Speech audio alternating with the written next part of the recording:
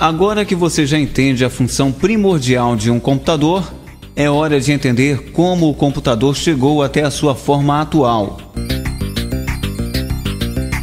Neste capítulo, você conhecerá as principais invenções que participaram desta evolução e como elas se complementaram em um processo contínuo de desenvolvimento. Geração de computadores.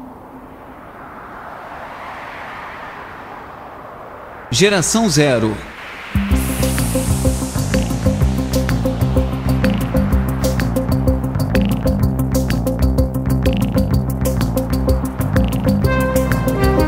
Desde os primórdios da humanidade, o ser humano vem buscando criar uma série de auxílios para ajudá-lo em suas necessidades de cálculo e resolução de problemas. Os homens primitivos não tinham necessidade de contar, pois o que necessitavam para sua sobrevivência era retirado da própria natureza. A necessidade de contar começou com o desenvolvimento das atividades humanas, quando o homem foi deixando de ser pescador e coletor de alimentos para fixar-se no solo. O homem começou a plantar, produzir alimentos, construir casas, proteções e fortificações, e passou a domesticar animais, usando os mesmos para obter a lã e o leite, tornando-se criador de animais domésticos, o que trouxe profundas modificações na vida humana. As primeiras formas de agricultura de que se tem notícia foram criadas há cerca de 10 mil anos na região que hoje é denominada Oriente Médio.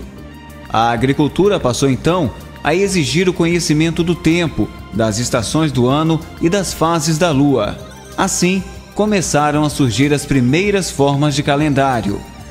No pastoreio, o pastor usava várias formas para controlar o seu rebanho. Pela manhã, ele soltava os seus carneiros e analisava ao final da tarde se algum tinha sido roubado, fugido, se perdido do rebanho ou se havia sido acrescentado um novo carneiro ao rebanho. Assim, eles tinham a correspondência 1 a 1, onde cada carneiro correspondia a uma pedrinha que era armazenada em um saco. No caso das pedrinhas, cada animal que saía para o pasto de manhã correspondia a uma pedra que era guardada em um saco de couro. No final do dia, quando os animais voltavam do pasto, era feita a correspondência inversa, onde para cada animal que retornava era retirada uma pedra do saco. Se no final do dia sobrasse alguma pedra, é porque faltava algum dos animais, e se algum fosse acrescentado ao rebanho, era só acrescentar mais uma pedra.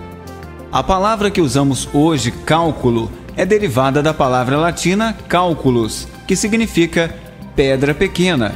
A correspondência unidade a unidade não era feita somente com pedras, mas eram usados também nós em cordas, marcas nas paredes, talhos em ossos, desenhos nas cavernas e outros tipos de marcação. Devido às limitações mentais dos homens primitivos, eles necessitaram com o tempo de criar uma série de auxílios para ajudá-los em sua crescente necessidade de calcular.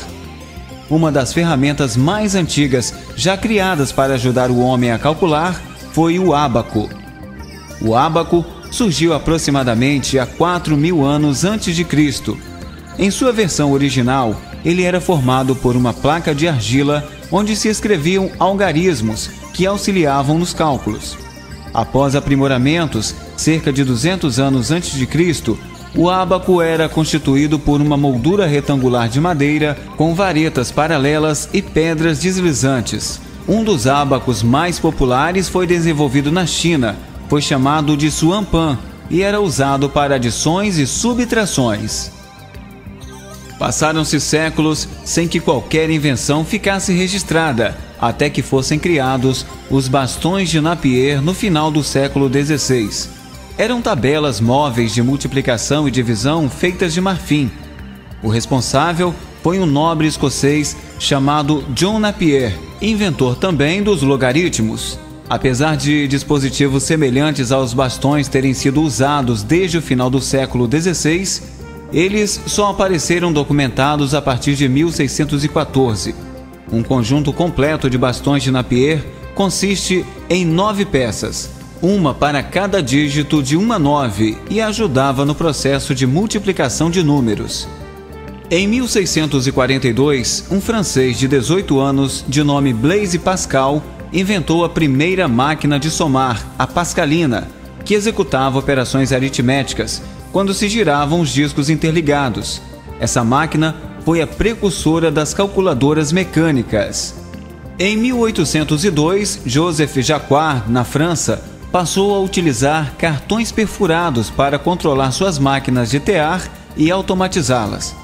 Esse processo despertou, já nessa época, temor pelo desemprego, provocando uma grande reação popular contra essa espécie de pré-automação. Entre 1802 e 1822, Charles Babbage, um matemático e engenheiro britânico, construiu a máquina de diferenças, que baseava-se também no princípio de discos giratórios e era operada por uma simples manivela. Babbage é considerado o precursor dos modernos computadores eletrônicos digitais. Em 1833, Babbage projetou uma máquina bastante aperfeiçoada que chamou de máquina analítica.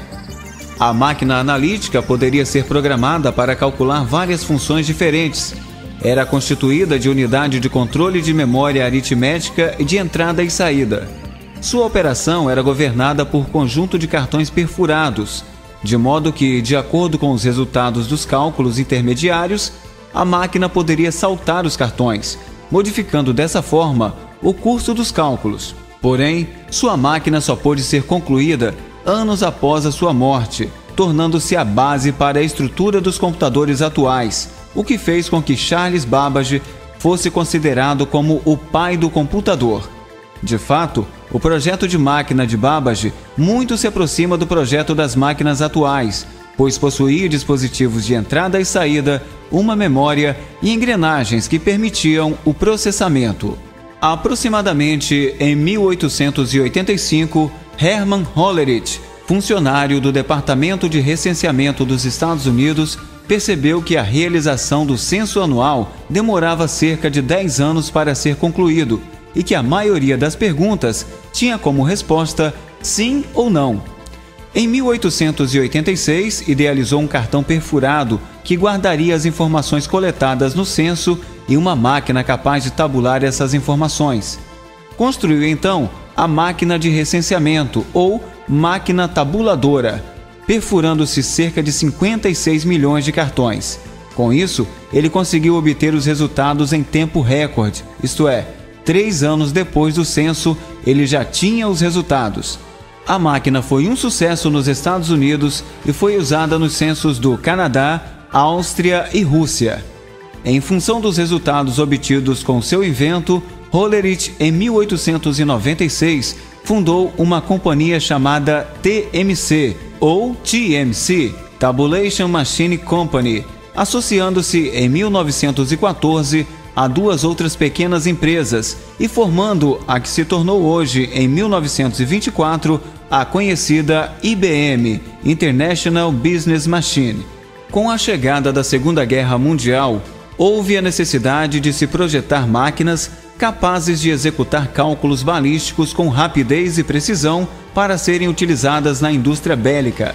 Desta forma, houve um grande impulso no desenvolvimento dos computadores e surgiram os primeiros sistemas híbridos eletromecânicos. Com isso, surgiu em 1944 o primeiro computador eletromecânico, o Mark I, construído na Universidade de Harvard pela equipe do professor H. Aiken, com a ajuda financeira da IBM, que investiu $500 mil no projeto. Esse computador era controlado por programa e usava o sistema decimal. Tinha cerca de 15 metros de comprimento e 2,5 metros de altura e era envolvido por uma caixa de vidro e de aço inoxidável brilhante. Após ele, foi iniciado o projeto de um computador totalmente eletrônico, iniciando a primeira geração de computadores.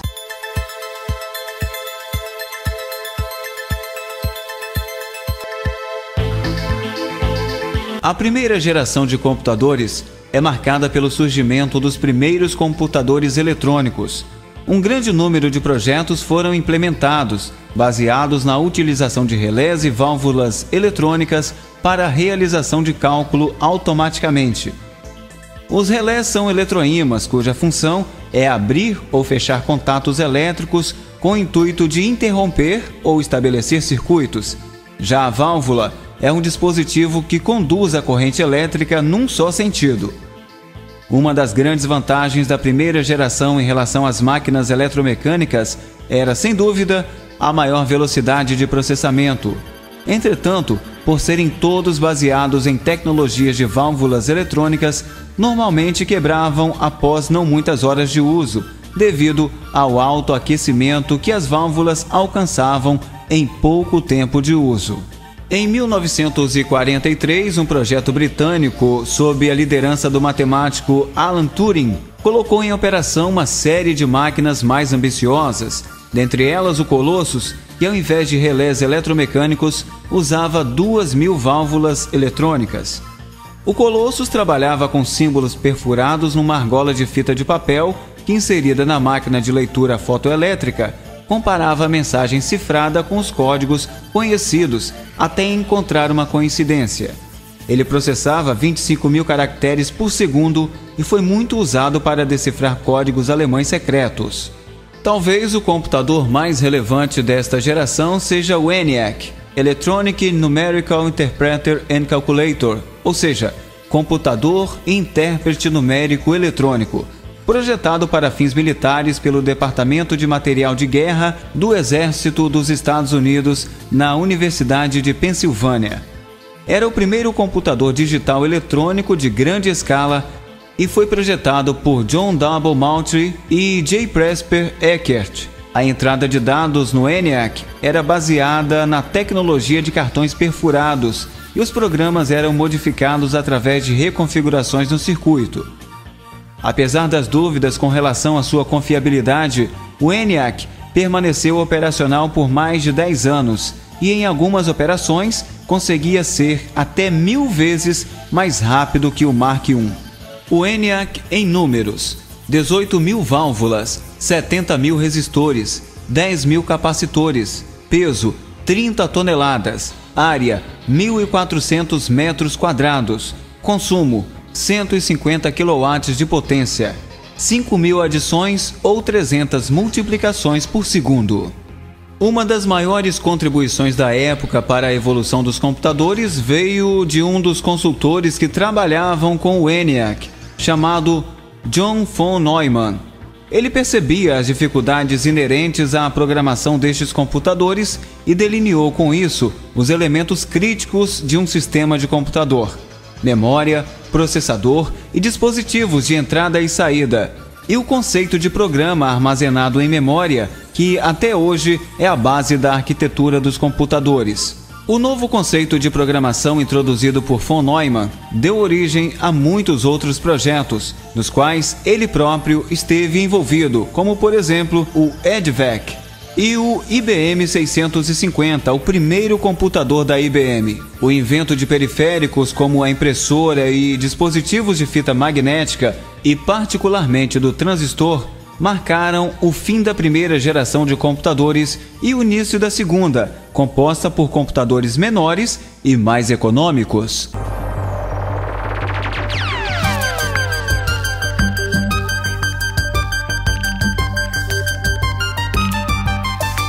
A segunda geração foi marcada por computadores transistorizados, ou seja, que usavam um componente eletrônico chamado transistor.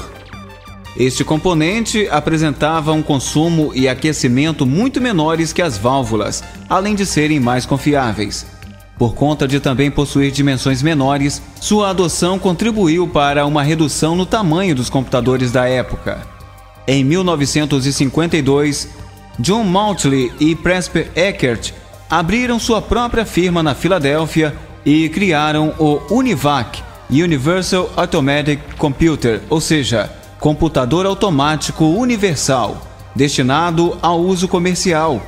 Máquina eletrônica de programa armazenado que recebia instruções de uma fita magnética de alta velocidade ao invés dos cartões perfurados. O UNIVAC foi utilizado para prever os resultados de uma eleição presidencial.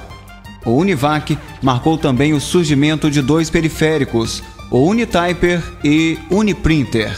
Em 1955, conclui-se o primeiro computador transistorizado, feito pela Bell Laboratories, o TREGIC, com 800 transistores, cada um em seu próprio recipiente.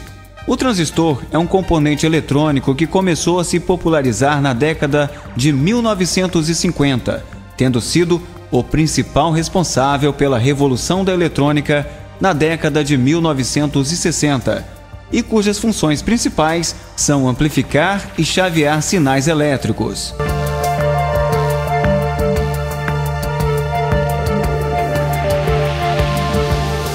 De 1958 a 1959, Robert Noyce, Jim Verne, Jack Kilby e Kurt Lehovec participaram do projeto de desenvolvimento do primeiro CI, o circuito integrado. O circuito integrado é um conjunto de transistores e outros componentes eletrônicos miniaturizados e montados numa única pastilha de silício. A tecnologia dos circuitos integrados, que permitiu a substituição de dezenas de transistores numa única peça de silício, viabilizou o surgimento de computadores de menores dimensões, mais rápidos e menos caros. Em 1960, a IBM lança o IBM 360, cuja série marcou uma nova tendência na construção de computadores com o uso de CI. Os computadores desta série eram mais poderosos e baratos e aceitavam uma grande variedade de periféricos, tornando-se com isso um enorme sucesso comercial. Em 1965, a Digital Equipment introduz o PDP-8, primeiro mini computador comercial com preço competitivo. Naquela época, o nível de integração existente nos chips era de pequena escala de integração, SSI, Small Scale of Integration, com a qual cerca de 1000 transistores podiam integrar-se no circuito de uma pastilha. Com o passar dos anos, foram desenvolvidas escalas maiores de integração, de forma a conseguir alocar mais transistores em uma mesma pastilha de silício. Um outro computador dessa geração que conheceu grande sucesso, particularmente nas universidades e centros de pesquisa, foi o mini computador da série PDP-11. A invenção dos circuitos integrados teve efeito importante na vitória dos Estados Unidos na disputa espacial com a antiga União Soviética e na conquista da Lua, pois tornou possível o embarque de computadores mais complexos em foguetes, necessários para o êxito das missões espaciais.